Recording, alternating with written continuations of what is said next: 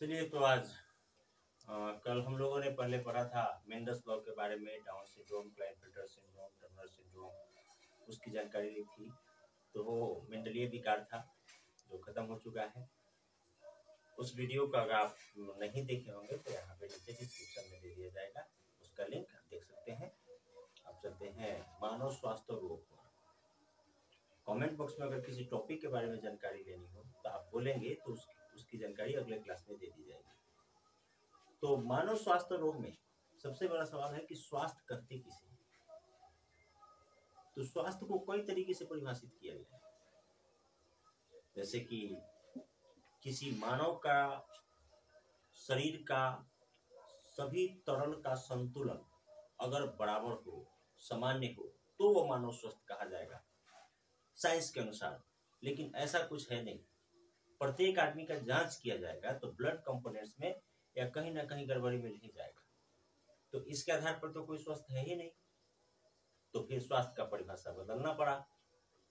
कहा गया कि भाई अगर किसी व्यक्ति का सभी अंग सुचारू रूप से काम करते हो तो वो स्वस्थ है।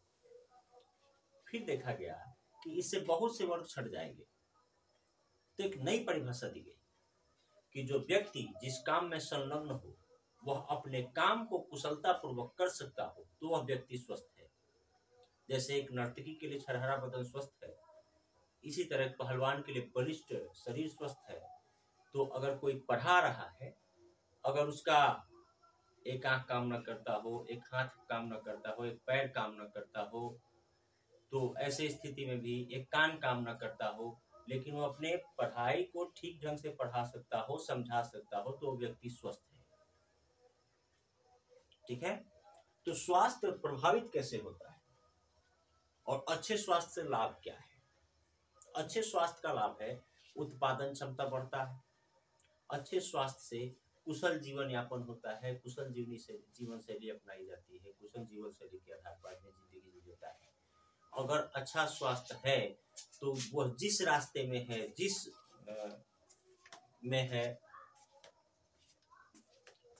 जिस काम में है उस काम को अच्छे तरीके से करेगा, नतीजा अच्छा मिलेगा।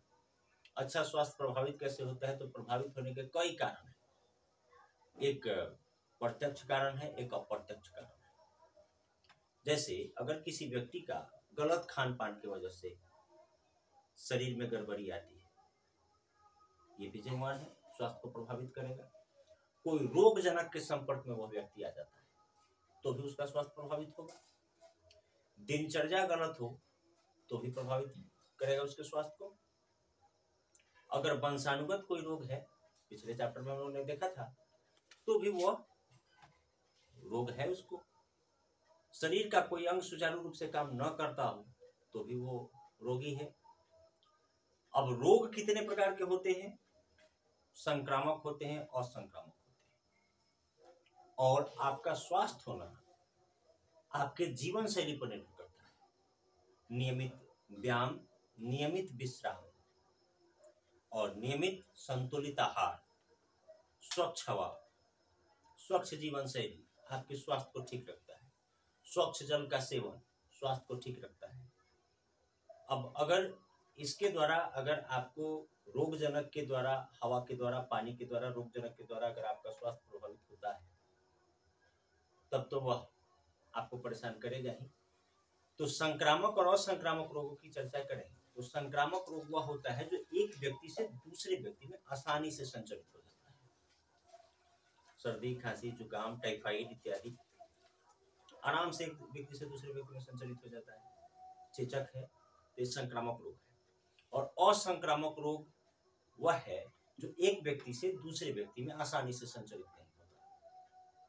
अब जैसे किसी व्यक्ति का पैर कटा है तो दूसरे का तो नहीं कट जाए, कोई पागल है तो दूसरा तो पागल नहीं होगा, किसी का लीवर फेल है तो दूसरे का नहीं होगा। ये असंक्रामक रोग वंशानुगत भी होते हैं, जन्मजात भी होते हैं, बाहरी कारक से भी होते हैं और रोगजनक के द्वारा भी होते हैं। कुछ जन्मजात विकार है जिनकी चर्चा की गई थी, उसमें और भी हैं विकार जो मानव को प्रभावित करते हैं। अब रोग चाहे जो भी हो, जिस वजह से हो, रोग का मुख्य लक्षण है बुखार का आना। बुखार का आना वजन कम होना, श्वसन दर बदल जाना, ब्लड प्रेशर अनियमित हो जाना। 11th क्लास के बायो में पढ़ाया गया था, आप लोगों को भी वो वीडियो प्रोवाइड किया जाएगा कि एक स्वस्थ मनुष्य का ब्लड प्रेशर 120/80 मरकरी दाब के बराबर होता है, Hg। तो क्या है 120/80? सिस्टोलिक बाय डायस्टोलिक प्रेशर, संकुचन और शीतलन के दौरान हार्ट का प्रेशर। तो जैसे ही हम किसी भी रोग के चपेट में आएंगे तो आपका सबसे पहले वजन कम होगा, भूख कम लगेगा, शरीर का तापमान बढ़ेगा, सर्दी खांसी जुकाम, गले में खराश इत्यादि शुरू हो जाएंगे, हरासमेंट फील होगा, इसी तरह के लक्षण आएंगे। सबसे प्राइमरी लक्षण, अब बुखार का आना ये साबित नहीं करता कि आपको बुखार है। बुखार कोई बीमारी नहीं है। बुखार ये सूचना देता है कि आप जल्द ही किसी दूसरी बीमारी की चपेट में आने वाले हैं, जिसके जांच होने के बाद ही पता चलेगा कि आप किस बीमारी की चपेट में हैं। अब जैसे डॉक्टर के पास जाइए, तो अगर किसी व्यक्ति को बुखार हुआ, अब एक सामान्य सा एग्जाम्पल लेते हैं मलेरिया का। मलेरिया प्रोटोजुआ से होता है। अब उसके 4 वेराइटी है प्रोटोजुआ की, प्लाज्मोडियम फैल्सिपेरम, प्लाज्मोडियम मोबिल, प्लाज्मोडियम मलेरियाई। तो इन लोगों में है कि जो प्लाज्मोडियम अगर आपको संक्रमित किया है तो उसका एक ड्यूरेशन है, जिसको हम लोग कहते हैं उद्भवन काल। कितने दिन का उद्भवन काल? तो उद्भवन काल 14 दिन, 30 दिन, 28 दिन, 12 दिन का होता है। मतलब इतने दिन के बाद आपको बुखार आना शुरू होगा। तो प्लाज्मोडियम का लाइफ साइकिल भी 11th क्लास में चला है, आप लोग को भी वीडियो प्रोवाइड कर दिया जाएगा कि प्लाज्मोडियम में बहुविखंडन होता है। प्लाज्मोडियम के भीतर अनेक प्लाज्मोडियम उत्पन्न होते हैं और कुछ समय के बाद, कुछ दिनों के बाद ये प्लाज्मोडियम बड़ा होने लगता है, और बड़ा होते ही प्लाज्मोडियम का बाहरी हिस्सा फट जाता है और छोटे छोटे प्लाज्मोडियम बाहर निकलने लगते हैं और निकल के रक्त में तैरने लगते हैं। लेकिन इसके दौरान जैसे ही रक्त के संपर्क में आते हैं तो रक्त का रंग लाल होता है हीमोग्लोबिन के कारण, और जैसे इसका लिक्विड रक्त में मिलता है तो हीमोजाइन विष बनाता है, और हीमोजाइन विष जैसे ही आपके शरीर में बनेगा उस समय आपको कपकपी के साथ बुखार आना शुरू हो जाएगा। तो एट फर्स्ट 14 दिन मान लीजिए उद्भवन काल है, तो प्लाज्मोडियम आपके शरीर में आज प्रवेश कर गया तो 14 दिन के बाद आपको बुखार आएगा। तो आप सोचेंगे कि नॉर्मल बुखार होगा, कहीं हरासमेंट में होगा, 1-2 टैबलेट खा लेंगे लोकल दुकान से लेके, आप थोड़ा सा स्वस्थ हो जाएंगे, फिर अगले दिन होगा, फिर अगले दिन होगा, तो आप परेशान होकर डॉक्टर से मिलेंगे। डॉक्टर भी कंफ्यूज हो जाएगा, क्योंकि बुखार के बहुत कारण होते हैं, मलेरिया भी है, टाइफाइड भी है, जॉन्डिस भी है, हेपेटाइटिस भी है। तो कहेगा आप जांच करवाइए। तो जांच करवाएंगे तो भाई 2 दिन का समय लगेगा जांच में, तब तक डॉक्टर 3 दिन का दवा देता है कि अब इस दवा को खाइए। जैसे आप दवा को खाते हैं तो 2 दिन में काफी राहत फील करते हैं। तो दवाइयाँ केमिस्ट्री में चलाएंगे इस दवा वाले चैप्टर को। दवाइयाँ में एंटीबायोटिक जो दवा दी जाती है 2 तरह की होती है, एक होता है जीवाणु निरोधी और एक होता है जीवाणु नाशक। तो डॉक्टर फर्स्ट ट्रीटमेंट में जीवाणु निरोधी दवाई देता है कि किसी भी तरह का संक्रमण हो, वह बीमारी, वह जीवाणु का वृद्धि रुक जाए और आप अपने आप को राहत फील करें। तो 2-3 दिन में पेशेंट राहत फील करता है तो कहता है कि डॉक्टर बेवकूफ बना रहा है, इसी दवाई को 2-3 दिन और खा लेते तो ठीक हो जाते। लेकिन ऐसा होता नहीं है। जांच होने के बाद पता चलेगा कि आपको किस तरह की बीमारी है और उसका प्रॉपर इलाज चलेगा, उसकी अलग दवा दी जाएगी, तब आप कंप्लीटली ठीक होंगे। ठीक है। तो इसी तरह उद्भवन काल के आधार पर आगे अनेक बीमारी है, सबकी चर्चा की जाएगी, किसका बचाव क्या है। तो सबसे पहला बचाव संतुलित आहार, नियमित विश्राम और नियमित व्यायाम, ये बहुत जरूरी है अच्छे स्वास्थ्य के लिए। स्वच्छ हवा है, स्वच्छ भोजन है, ये तो है। अधिकांश बीमारी जो संक्रामक हैं वो मच्छरों के द्वारा फैलाए जाते हैं, मक्खियों के द्वारा फैलाए जाते हैं। तो इनसे बचने का कोशिश करें तो आप अधिकांश बीमारी से बच सकते हैं। जैसे ही हम बात करते हैं बीमारी का, तो बहुत सारी बीमारियां दिमाग में तैरने लगती है कि कौन सी बीमारी है, कैसे होगा, किससे हुआ है, किस जीवाणु से हुआ है, किस विषाणु से हुआ है। तो जीवाणु विषाणु अगले चैप्टर में मिलेगा कि जीवाणु लाभदायक भी है, नुकसानदायक भी है। तो लाभदायक जीवाणु है वो मानव के लिए कल्याण करते हैं, और जो नुकसानदायक है वो नुकसान पहुंचाते हैं। तो प्रत्येक बीमारी का संचरण दूषित पदार्थ, कचरा और मच्छरों के द्वारा, मक्खियों के द्वारा ही फैलाया जाता है, जिसके सहायता से ही उसके रोगजनक दूषित जल से, दूषित भोजन से, दूषित हवा से हमारे शरीर के अंदर प्रवेश करते हैं। नंगे पैर घूमने से पैर के नीचे से प्रवेश कर सकते हैं। अब आजकल मोबाइल ज्यादा चलाया जाता है, तो आप ध्यान दें, मोबाइल का जो स्क्रीन होता है ऊपर का, उस पर भी करोड़ों तरह के जीवाणु होते हैं जो नुकसानदायक होते हैं।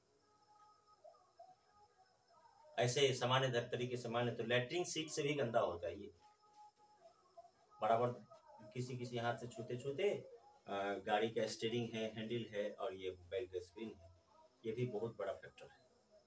इससे बचें, स्वास्थ्य का ध्यान दें। तो हम अब लाइन से चर्चा करेंगे हम लोग एक एक करके कि जीवाणु से होने वाले रोग कौन से हैं, विषाणु से होने वाले कौन से हैं, और प्रोटोजोआ से होने वाले कौन से हैं, उनका लक्षण क्या है, संचरण का तरीका क्या है, बचने का उपाय क्या है। ठीक है, तो सबसे पहले चर्चा करते हैं जीवाणु से होने वाले रोगों का। जीवाणु से होने वाला रोग, सबसे पहले बात करते हैं हैजा। हैजा विब्रियो कोलेरी जीवाणु से होता है। विब्रियो कोलेरी हैजा जो होता है, विब्रियो कोलेरी कोलेरी जीवाणु से होता है। तो विब्रियो कोलेरी जीवाणु दूषित भोजन, दूषित खाद्य पदार्थ के द्वारा, दूषित जल के द्वारा मानव के आंत तक पहुंचता है, और ऐसी स्थिति में मानव को कपकपी के साथ बुखार आना, शरीर ठंडा होना, उल्टी दस्त होना, शरीर का ज्यादा ठंडा हो जाने के बाद रोगी की मृत्यु होना समय से उपचार न होने पर, ये सब लक्षण देखने को मिलते हैं। शुरुआत में गले का सूखना भी जारी रहता है। तो विब्रियो कोलेरी जीवाणु में हल्का पेट में दर्द होने के साथ लैट्रिन होता है। ये मच्छरों के द्वारा दूषित भोजन के पास पहुंचा दिया जाता है, मच्छरों के द्वारा पानी के ऊपर पहुंचा दिया। मच्छर अक्सर अंडे देते हैं पानी के ऊपर, तो अगर पानी या खाद्य पदार्थ खुला हुआ है तो मच्छर तो इधर उधर घूमते रहेंगे, वहां से मानव में संचरित हो जाता है। बचने का उपाय है कि मच्छर से बचने का उपाय कीजिए। तो वो उपाय क्या है भाई, तो दरवाजे और खिड़की में तार की जाली लगवाइए। आसपास में गड्ढे हैं तो उसमें मच्छर उन्मूलन का कोई उपाय कीजिए। केरोसिन तेल का छिड़काव कीजिए। केरोसिन तेल छिड़कने से क्या फायदा है, पानी का पृष्ठ तनाव कम हो जाएगा और मच्छर के अंडे नीचे डूब जाएंगे, उनसे मच्छर नहीं बनेंगे। आसपास में तालाब है तो तालाब में जलीय जीवों को पालिए जो लगातार पानी को हिलाते रहेंगे, उनके अंडे को डुबाते रहेंगे और मच्छरों की जनसंख्या कम होती रहेगी। इससे बच सकते हैं। खाद्य पदार्थ को ढक के रखिए, बच सकते हैं। अन्यथा नजदीकी चिकित्सा केंद्र में जाएं और तुरंत दिखाएं। अब देखिए, गांव देहात में होता क्या है, ग्लास हो, छिपा हो, औरतें अक्सर साफ करने के बाद उलट के रख देती है। उनसे पूछेगा क्यों, तो सोचेंगे पानी नीचे निकल जाएगा। ऐसी बात नहीं है। अगर आप सीधा रखेंगे तो मच्छर बैठेंगे, तो मच्छर इस तरह के जीवाणुओं को वहां पे छोड़ देंगे, और आपको देखने से तो स्पष्ट नजर आएगा नहीं, खुले आंख से तो दिखाई देगा नहीं, और आप उसी में खाना खाएंगे और वो जीवाणु आपके अंदर चला जाएगा। ठीक है। दूसरा है निमोनिया। निमोनिया से बच्चे और वयस्क व्यक्ति दोनों प्रभावित होते हैं। निमोनिया अगर है तो सर्दी, खांसी, जुकाम का होना, यह स्ट्रेप्टोकोकस निमोनी जीवाणु के द्वारा होता है। Streptococcus pneumoniae. अगर बच्चे संक्रमित होते हैं तो फेफड़ा संक्रमित होता है ज्यादा। फेफड़ा में तरल पदार्थ भर जाता है, और जैसे ही तरल पदार्थ भरेगा, श्लेष्मा मतलब बलगम आना, खांसी आना शुरू हो जाता है। सांस लेने में तकलीफ पड़ जाती है, थोड़ा सूजन हो जाता है ब्रैंक्यूल्स में और जो श्वसन नली है उसमें, जिसके कारण परेशानी होता है। और सांस लेने में तकलीफ होने के साथ साथ फेफड़े को ऑक्सीजन रखने का आयतन क्षमता में कमी आता है, तो वो कम ऑक्सीजन ले पाता है, तो हल्का दर्द भी महसूस होता है। वयस्क में होगा, बच्चे में होगा, तो वयस्क ज्यादा प्रभावित नहीं होते, बच्चे ज्यादा प्रभावित होते हैं। ठंड से बचना चाहिए। और अगर किसी को ऐसा है तो सीना में दर्द होना, बुखार होना, हल्का सा शरीर ठंडा पड़ जाना, सांस लेने में तकलीफ होना, बलगम बनना, खांसी आना, छींक आना, इत्यादि शुरू हो जाएगा। ऐसे अगर बचना है तो ठंड से बचिए, और जो ये संक्रामक रोग है, कोई निमोनिया का पेशेंट है और छींकता है, थूकता है, तो ड्रॉपलेट्स जो निकलते हैं छींकने के साथ पानी की बूंद की तरह, उसके संपर्क में आने पर स्वस्थ व्यक्ति को भी हो जाता है। निमोनिया से ग्रसित व्यक्ति का कपड़ा, रुमाल, गमछी इत्यादि, उसका उपयोग किया गया बर्तन, उसका उपयोग किया गया माउस, कीबोर्ड एक्सेट्रा, कोई भी चीज अगर आप लेते हैं तो हो सकता है नाक से उसके हाथ पे, हाथ से फिर उस पे, और वहां से आप में ट्रांसफर हो जाएगा। स्वस्थ जीवन शैली बिताएं, हवादार कमरे में रहें, 2-3 दिन अलग रहें, और कुशल चिकित्सक से सलाह लें। ऐसे टेट्रासाइक्लिन है, क्लोरोफेनिकल है, और अन्य एंटीबायोटिक दवाइयां हैं जो इसमें लाभदायक होती हैं, लेकिन डोजेज और कौन सी दवा देनी है ये चिकित्सक सलाह के साथ ही लें अपने समय। तीसरा है ट्यूबरकुलोसिस, टीबी। यह होता है माइक्रोबैक्टीरियम ट्यूबरकुलिनम से, माइकोबैक्टीरियम ट्यूबरकुलिनम से। टीबी जो होता है, ट्यूबरकुलोसिस माइकोबैक्टीरियम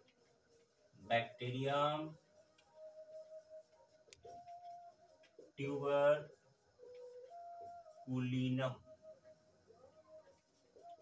से, ये जीवाणु है, इससे होता है। टीबी संक्रामक रोग है। अगर कोई टीबी का पेशेंट है, अगर खांसता है, छींकता है, थूकता है, तो सामने के स्वस्थ व्यक्ति को हो सकता है। टीबी के पेशेंट के उपयोग किए गए वस्तुओं का उपयोग करते हैं तो भी स्वस्थ व्यक्ति को हो सकता है। टीबी में होता क्या है? बुखार का आना, शरीर का वजन लगातार कम होना, खांसी और कफ रहना, कफ के साथ साथ ब्लड आना, कभी कभी ब्रेन टीबी भी हो जाता है, बोन टीबी भी हो जाता है। कब होता है भाई? 21 दिन से ज्यादा खांसी हो और रहे और बलगम आता रहे तो समझिए कि आप टीबी के पेशेंट हैं। और सबसे बड़ा फैक्टर है वीकनेस। वीकनेस होने को होता है, व्यक्ति कमजोर हो तो होता है। ऐसे तो ये माइकोबैक्टीरियम ट्यूबरकुलिनम जीवाणु अगर प्रवेश कर जाए शरीर में तो टीबी होगा। अब ये कहाँ जाएगा? अगर आंत में जाएगा तो आंत का टीबी, ब्रेन में जाएगा तो ब्रेन टीबी, हड्डी तक पहुंच गया तो बोन टीबी। लेकिन ये नौबत आई कैसे? अब कटा फटा घाव है, उसे खुला छोड़ेंगे तो ऐसा हो सकता है। दूषित खाद्य पदार्थ खाते हैं तो लिवर तक जाएगा तो वहां से हो सकता है। लेकिन अधिकांशतः यह फेफड़े को और हार्ट को ही प्रभावित करता है। लसिका ग्रंथि में अगर प्रवेश करता है तो लसिका ग्रंथि का टीबी होगा। तो टीबी में होता क्या है? मुख्य रूप से बुखार आता है और शरीर का वजन लगातार गिरता जाता है, कम होता रहता है। कोई भी खाद्य पदार्थ का कम होगा, वजन नहीं बढ़ेगा, आदमी दुबला पतला हो जाएगा, बहुत कमजोर हो जाएगा। तो टीबी जैसे ही होता है तो टीबी के पेशेंट के खांसने, छींकने, थूकने से ड्रॉपलेट्स के द्वारा सामने के स्वस्थ व्यक्ति को हो जाता है। अब सामने का स्वस्थ व्यक्ति अगर इससे प्रभावित होता है, कब? इसी से नहीं, उसके उपयोग किए गए बर्तन, कपड़े इत्यादि का उपयोग करते हैं। उसी का गमछी है, तौली है, रुमाल है, उसके कपड़े हैं, उसके उपयोग किए गए वस्तु हैं, उनका उपयोग करते हैं तो अक्सर ये सामने के व्यक्ति में ट्रांसफर हो जाता है। संक्रामक रोग है। लेकिन टीबी अगर है तो टीबी के पेशेंट का बनने के लिए वही है कि 21 दिन से ज्यादा दिन तक खांसी कफ रहता है तो आप सावधान हो जाएं, तुरंत जांच कराएं, उसका इलाज कराएं। ज्यादा दिन छोड़े ही नहीं इन सब चीजों को। ये संकेतिक होता है, वजन का कम होना भी संकेत है। हालांकि अगर टीबी के पेशेंट हैं तो बचपन में अगर बच्चे को बीसीजी का टीका दिलवा दिया जाए, बैसिलस कालमेट ग्यूरिन। बीसीजी का full form bacillus Calmette Guérin. BCG का टीका बच्चे को पड़ता है 6 महीने का, 1 साल का। तो ये बच्चे को लंबे समय तक टीबी से सुरक्षित रखता है। लेकिन टीबी हो जाने के बाद ये टीका काम नहीं करता। टीबी हो जाने के बाद संतुलित आहार दीजिए, स्वच्छ हवादार कमरे में रखिए रोगी को, उसका अलग बिस्तर कर दीजिए, खान पान भी अलग कर दीजिए, हवादार कमरा होना चाहिए, सूरज का रोशनी वहां जाए, स्वस्थ जीवन जिए, संतुलित आहार खाए तो जल्दी काबू पा लेगा। ऐसे इसकी अलग बहुत सारी दवाइयां हैं, उन दवाइयों का सेवन नियमित करने से ठीक हो जाएगा। लगभग 90 दिन तक दवाई का सेवन करना पड़ता है। अनेक तरह की दवाइयाँ हैं, लेकिन बीच में अगर गैप करते हैं तो फिर वहां से गिरना पड़ेगा। दवा गैप नहीं होना चाहिए, दवा लगातार सेवन करना चाहिए, संतुलित आहार लेना चाहिए और बाकी परिवार से अलग रहना चाहिए, ताकि हमको तो है, बाकी लोग तो सुरक्षित रहे। बीसीजी का टीका बच्चे को जरूर दिलवाएं ताकि वो टीबी से सुरक्षित रहे। ठीक है, तो मिलते हैं अगले क्लास में फिर।